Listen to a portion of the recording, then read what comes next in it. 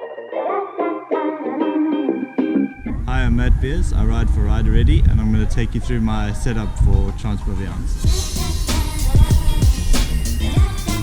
I ride the new 2017 Cannondale Scalpel-Si.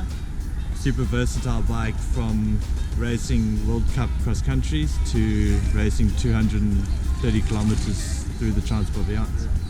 Here I have the fabric saddle. It's the scoop flat, so it's got a flat profile, which I prefer. You have 3 different shapes, but yeah, this is what fits me best. So I raced with the new Stages Dash, which is their brand new head unit that they've released. Great battery life when you use like 40% in 8 hours of racing, and yeah, awesome device, really getting the hang of it. I also ride with the Fox Float DPS with the Kashima coat.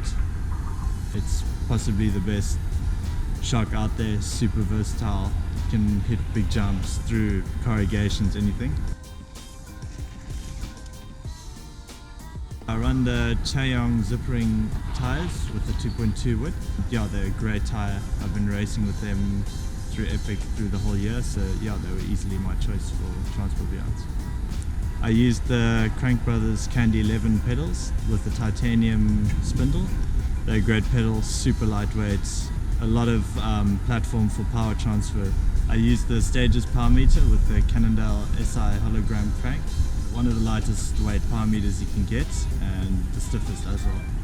Yeah, I've been racing with their power meters now for 2 years and couldn't be happier, especially linked with the new dash. It's a great combination. I also used the Rider Orion Light 1000 lumens.